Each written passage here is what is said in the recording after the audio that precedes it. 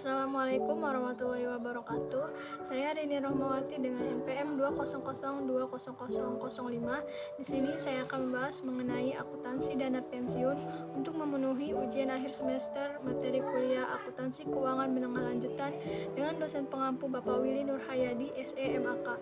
Baik, kita langsung saja ke pembahasan yang pertama. Di sini ada pengertian dana pensiun. Dana pensiun atau pension funds adalah sekumpulan aset yang dikelola dan dijalankan oleh suatu lembaga untuk menghasilkan suatu manfaat pensiun, yaitu suatu pembayaran berkala yang dibayarkan kepada peserta pada saat dan dengan cara yang ditetapkan dalam ketentuan yang menjadi dasar penyelenggaraan program pensiun, di mana pembayaran manfaat tersebut dikaitkan dengan pencapaian usia tertentu. Tujuan penyelenggaraan dana pensiun yang pertama bagi pemberi kerja, tujuannya yaitu untuk memberikan penghargaan kepada para karyawannya yang telah mengabdi di perusahaan tersebut. Lalu, agar di masa pensiun karyawan tersebut tetap dapat menikmati hasil yang diperoleh setelah bekerja di perusahaannya. Yang ketiga itu meningkatkan motivasi karyawan dalam melaksanakan tugas sehari-harinya. Lalu yang keempat, untuk meningkatkan citra perusahaan di mata masyarakat dan pemerintah. Lalu untuk kewajiban moral, jadi perusahaan mempunyai kewajiban moral untuk memberikan rasa aman kepada karyawan. Lalu ada loyalitas. Nah, dengan diadakannya program pensiun ini, karyawan diharapkan akan mempunyai loyalitas dan dedikasi terhadap perusahaannya. Antara itu ada kompetisi pasar tenaga kerja. Dengan memasukkan program pensiun sebagai suatu bagian dari total kompensasi yang diberikan kepada karyawan, diharapkan perusahaan akan memiliki daya saing dan nilai lebih dalam usaha mendapatkan karyawan yang berkualitas dan profesional di pasar tenaga kerja. Yang kedua yaitu tujuan penyelenggaraan dana pensiun bagi karyawan, yaitu yang pertama untuk kepastian memperoleh penghasilan di masa yang akan datang sesudah masa pensiun. Yang kedua, memberikan rasa aman dan dapat meningkatkan motivasi untuk bekerja. Yang ketiga, agar tetap memiliki penghasilan pada saat mencapai usia pensiun. Dan yang terakhir, kompensasi yang lebih baik, karena karyawan mempunyai tambahan kompensasi meskipun baru bisa dinikmati pada saat mencapai usia pensiun atau berhenti bekerja. Lalu fungsi program pensiun. Yang pertama, asuransi, yaitu peserta yang meninggal dunia atau cacat sebelum mencapai usia pensiun dapat diberikan uang pertanggungan atas beban bersama dari dana pensiun. Yang kedua, tabungan, yaitu himpunan iuran peserta dan iuran pemberi kerja merupakan tabungan untuk dan atas nama pesertanya sendiri.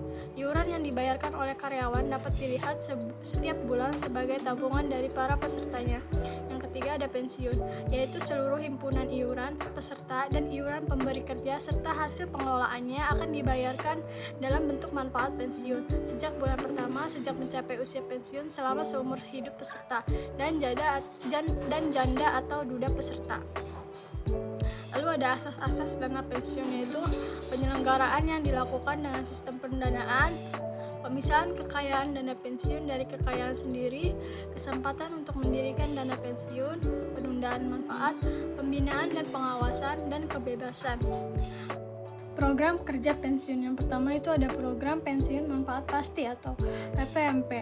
Nah, program ini adalah program pensiun yang memberikan formula tertentu atas manfaat yang akan diterima peserta pada saat mencapai usia pensiun. Lalu yang kedua ada program pensiun iuran pasti atau PPIP. Nah, program ini yaitu program pensiun yang menetapkan besarnya iuran karyawan dan perusahaan atau pemberi kerja. Yang ketiga ada program pensiun berdasarkan keuntungan atau profit sharing pension plan. Program ini adalah program pensiun iuran pasti dengan iuran hanya dari pemberi kerja yang didasarkan pada rumus yang dikaitkan dengan keuntungan pemberi kerja. Jenis kelembagaan dana pensiun. Nah, jenis kelembagaan dana pensiun itu ada dua. Yang pertama, dana pensiun pemberi kerja atau DPPK. Yang kedua itu dana pensiun lembaga keuangan atau DPLK. Keunggulan dana pensiun yang pertama itu pengelolaan yang ditunjuk seyogianya profesional, setia atau loyal, jujur, serta mampu menyusun rencana dan berpikir jangka panjang. Yang kedua itu sesuai Undang-Undang Nomor 11 Tahun 1992, dana pensiun dibebaskan dari pajak penghasilan. Dengan demikian, para peserta dapat menikmati manfaat pensiun secara maksimal.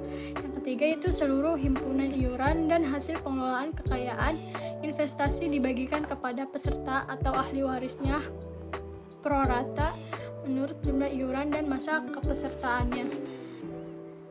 Yang keempat, untuk mengurangi resiko kematian atau kecelakaan dari peserta, maka sebagian atau seluruh peserta dapat dipertanggungan dengan asuransi jiwa atau kecelakaan kepada perusahaan asuransi.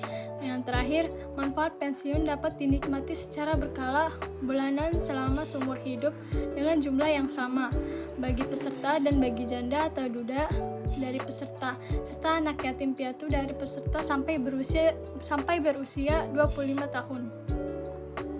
Kelemahan dana pensiun. Yang pertama itu pengelolaan yayasan dana pensiun atau YDP masih banyak yang kurang profesional. Lalu arahan investasi kurang jelas dan kurang konsisten terhadap pencapaian tujuan program pensiun. Yang ketiga, banyak investasi dilakukan pada aktiva tetap yang kurang produktif, tidak cepat menghasilkan. Yang keempat, arahan administrasi keuangan sebagai pedoman penatausahaan kekayaan dana pensiun kurang dipersiapkan dengan baik. Yang kelima, investasi gedung kantor yang berlebihan atau mewah. Mungkin itu saja yang dapat saya sampaikan. Kurang dan lebihnya mohon dimaafkan. Wassalamualaikum warahmatullahi wabarakatuh.